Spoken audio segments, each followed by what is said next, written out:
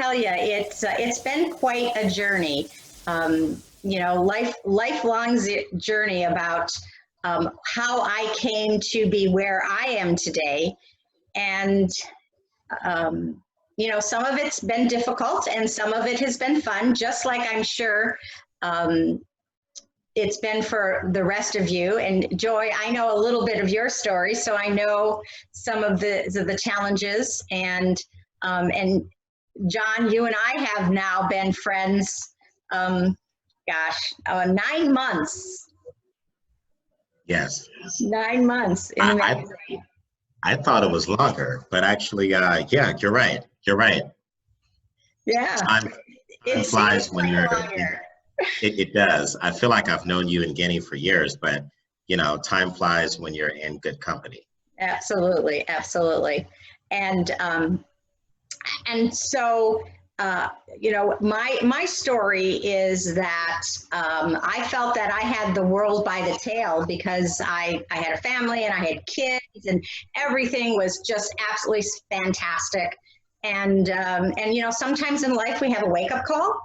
And my wake-up call came when I got screened on a device and I found out that I was not as healthy as I thought I was. In fact, my arteries were about 25 years older than my chronological age. And at that point, I thought, oh my gosh, what if this is near the end now? What if something happens and my children grow up without a mom? And what if I never get to leave my legacy to my grandchildren? And that really has been part of my passion since my first grandchild was born 14 years ago. Oh my gosh, it seems like that's not possible. But to be able to pass on my beliefs to my family and to have them live those beliefs is become so important to me. And then not only to do it with my family, but to share that with my community and with people that I just meet and am going to meet, to help them with their health, absolutely, with things around diet and exercise and supplementation. But I tell you, when you get to know people like recently 10 months with John, I know some things about John. I won't share John, but I know some things about John that, makes our relationship better. And really, I think that's what it's about. And that's one of the ways that that I believe that my spirit can fly is creating those really deep connections with others around my business. But besides that, that's the stepping stone to that. Can I say something? Absolutely. Okay, so it's really been interesting since April because, the COVID, in case you didn't know about it. And in case you haven't heard of it, but it's a thing that's happening right now. Yeah. Anyway, it was amazing because, I think a lot of our clients dropped off the radar, but I used it as an opportunity to finally go on LinkedIn and to connect with people. And I ended up finding a tribe that fits who I am at this moment in time versus who I was 2 years ago, 4 years ago, 8 years ago. And it's really interesting because I'm at the point now, I'm doing what's called social selling. Have all of you heard of that? Mm-hmm. Okay. I'm just hearing that term, but I'm doing social selling with people who have the same belief system I do, in addition to the same passion.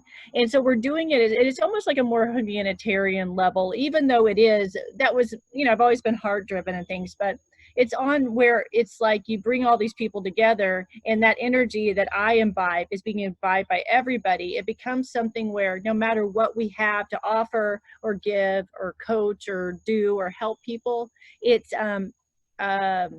was enhanced, enlightened. And so anyway, now the tribes I have are very, it's like all those people that things I was getting bored with, the people that really weren't resonating anymore. They fell away at one time. And then I have all of this new tribe that's literally changing my life every day. That's why I was late, because I was talking to someone who was giving me the best sales advice I've ever had. And And all it is through socializing, not networking, socializing and honoring each other and taping each other and doing things together. And we're actually going up to Lake Delavan, Wisconsin this Saturday. If you want to come up and join a fun group of people where it's not serious, it's very much, and so if anyone wants to get away, you can. But it's really about enjoying every moment, especially as are some of you, I know, Guinea, you are, but being a solopreneur, we're alone, and then we're trying to figure everything out on our own. But this has just created a whole new bridge of people having fun together in a way where it's just exciting. So I'm bringing 4 people up in my car, we're road tripping, and I'm like, this is my kind of networking, this is my kind of connection. And it was easy to get caught up in being too serious before. Mm-hmm. So I actually put on a 4-part vacation from seriousness series online, because it's time for us to lighten up. And I think we have.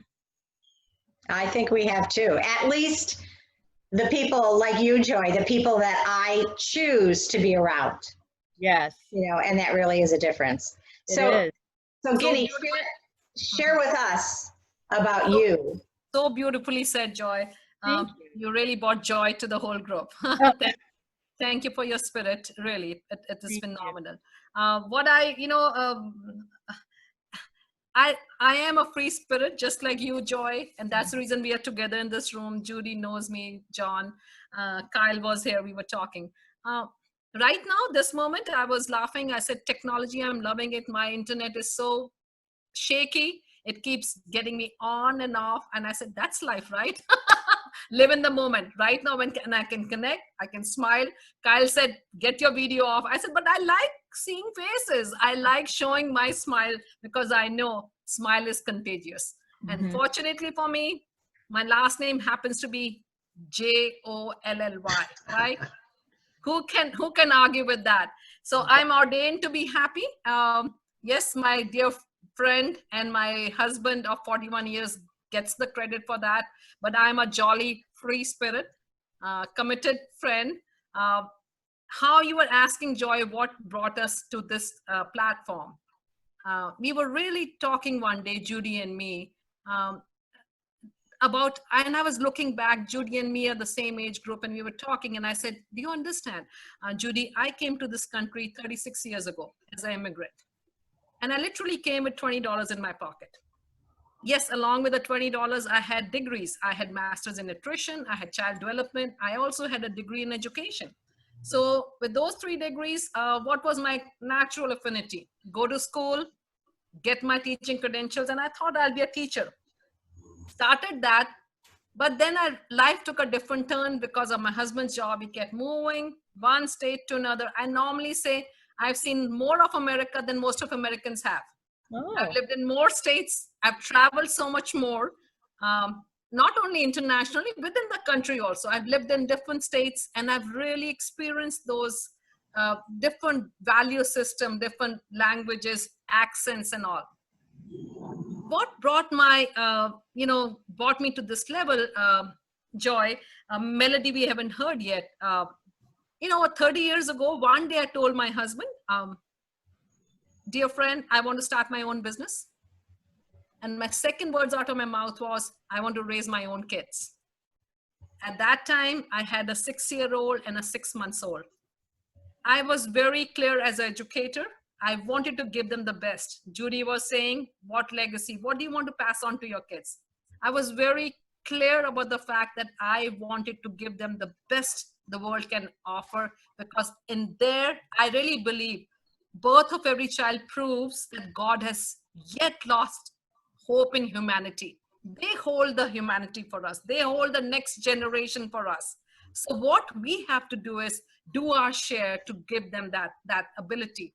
As kids, we dream big, right? But as we kept getting older, we are stressed out with the strains. This has to be done. This has to be done. And we stop dreaming. So at that juncture, 30 years ago, I was dreaming big. I said, my husband looked at me with a question mark. He never opposes me, but he's a realistic guy, numbers guy. He says, Guinea, big problem. I said, what's that? No money. and no business know-how. We don't know how we're going to start the business because we've never done business. Both of us have been professionals in jobs. He's a computer consultant. I was a teacher, right? That's a separate story. We'll have a one-on-one. We'll talk about it. 30 years ago, I opened my first GNC store. Oh. Mm-hmm. No money. And I was laughing and I was sharing a story how I went from one bank to another looking for a loan, and people would look at me, immigrant mother with the little baby and holding her, you know, and asking for a loan for almost $90,000. And when they would ask me what's the collateral, I wouldn't understand in the beginning what collateral meant. I thought I was a smart, educated woman, but I kept on saying, believe in me, I'll make it happen. Trust me. That was my words. Trust me, I will make it happen. Please trust me. Give me the loan. I will show it to you that I'll be a success. Separate story, not the bank, but somebody decided that Guinea Jolly needs that break. And that somebody gave me a break. I opened my first GNC store 30 years ago.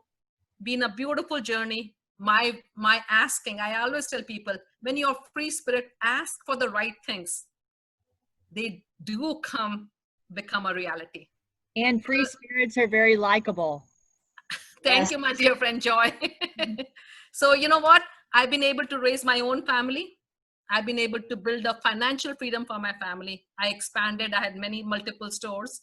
But this story always reminds me of the fact, American dream. We are supposed to dream very big. We are supposed to really not get toned down by the pushes here and there. Yes, the reality check has to be there. Yes, it is not without hard work that you get your free, your dreams. Consistent steps matter. Yes, I was a hard worker. Yes, I believed in myself. The fact of the matter is, what I asked, universe gave it to me also. Okay, so it's a beautiful journey. How I met Judy, I would have never met Judy because I was busy in my stores, multiple locations, no time, no freedom of time. But 9 years ago, another thing came my way. It was Legal Shield. And my older son is the one who brought it back. He's a cyber attack specialist. He actually hacks and is a professional hacker to protect companies. He has done exceptionally well. He's also got the My Entrepreneurship. He has his own companies, 2 of them, very, very successful. A millionaire at the age of 35. He's done so well. He's the one who told me, Mom, you need to have a little bit more freedom of time. Because by that time, I had adopted a daughter from Vietnam, and she is a special need kid. So my needs were changing. My 2 kids were coming, grown-ups, but my daughter was special needs, so I had to change. Love the fact that I choose to keep my options open. Love the fact that I surround myself with the right people, right mindset. I read a lot. I inundate myself with the right information, right spirits. I surround myself with the right friends. I choose my friends wisely. So you, my dear friends, I'm honored to be a part of your circle. And I will love to have you more deeply connected and know how I can serve you. What can I do to help you? Pleasure and honor will be mine. I think, Judy, we should really move on to John because respect of time, I would like to know more from the authority. Okay, meet John James. Joy, Kyle, you were saying you found your tribe on LinkedIn, right? I'll be honest, 3 months ago in March, I never went on LinkedIn, never went on Facebook. Social media was not my way. Okay.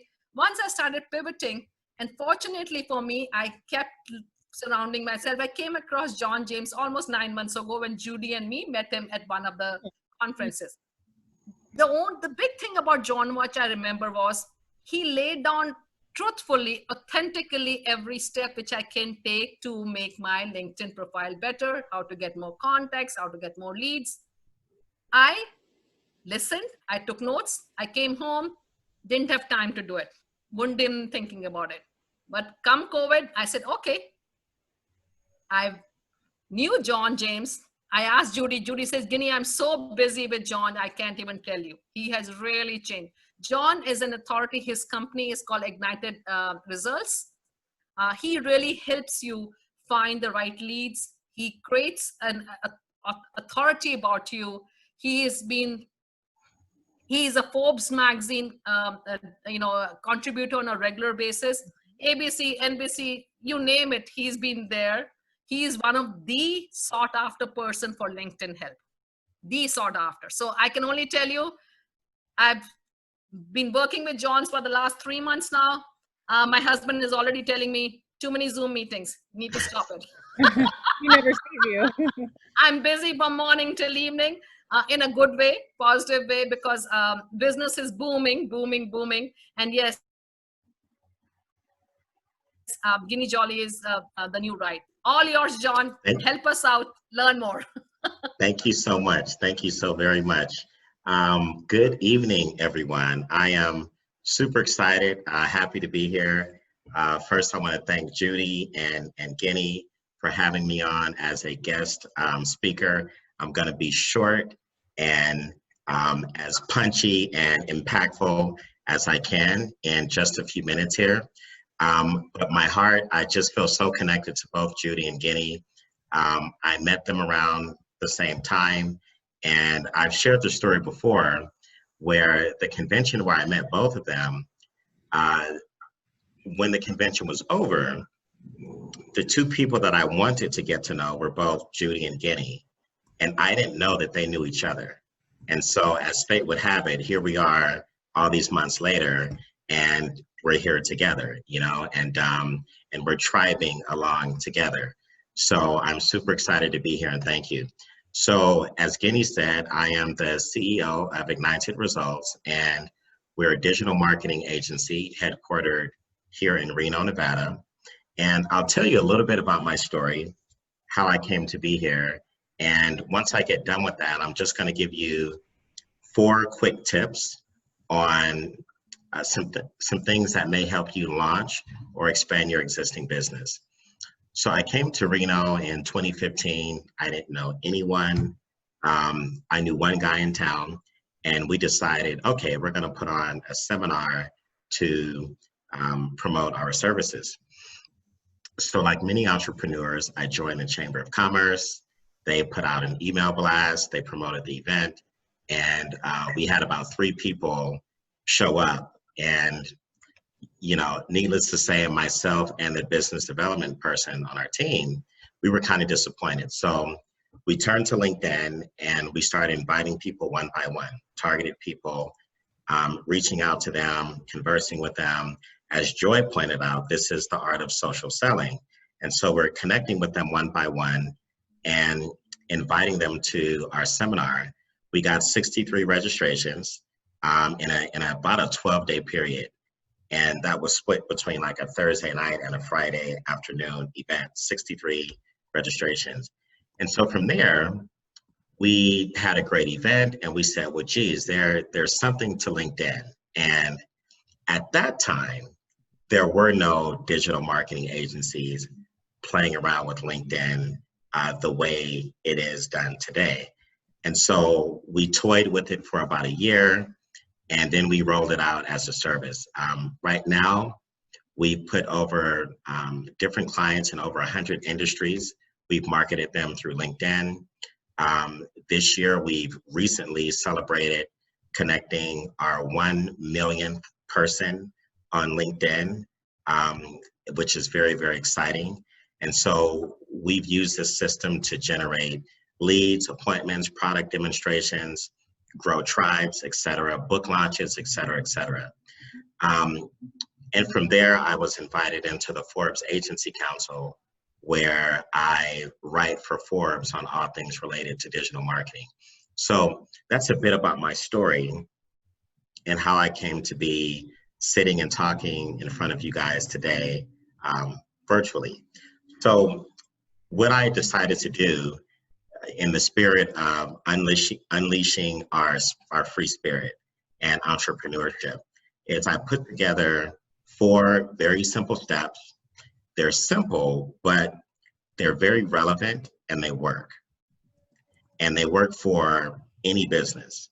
And these are the 4 steps that we just need to keep in mind when we're launching a business or bootstrapping or even expanding an existing product or service.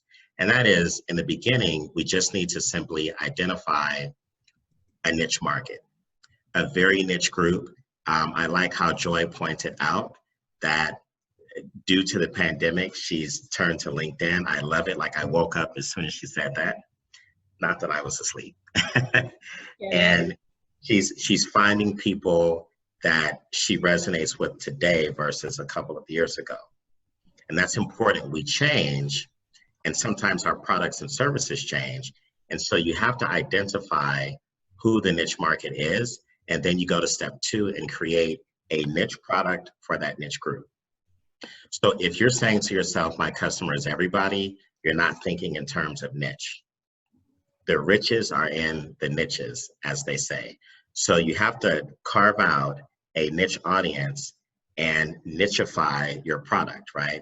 You might create a landing page just for a segment of your audience, be it all doctors or all lawyers or all IT, whatever the case may be. Nicheify your service, create a niche for that niche audience. The third thing is determine where your niche market congregates on social media. Find out where they are on social. Are they on Facebook? Are they on Instagram? Are they on Twitter? Are they on LinkedIn? If they are on LinkedIn, that is your best and highest use of your time, because that is the highest quality of lead you can find on all social media, especially if you're in any kind of business to business industry. And the last step is, after you've identified the market and you create the niche product, you find out where they're congregating, and you just start reaching out and connecting in a very natural and organic way, and you get your offer right in front of that audience. Get your offer right in front of that audience. And the beauty of social media is you can roll up your sleeves if you have the time, and you can kind of do it yourself. Or, you know, there are agencies like ours where people outsource to us and we do all of the heavy lifting for you. But like I said, social media offers that freedom, that low barrier to entry, where you can find your niche groups, you can find your niche clients, search them out, build that database of leads, and then you can go get them and place your niche offering in front of them. So that's what I have for you guys today. I wanted to be brief and just give you something that was very tactical that you can use. And I'm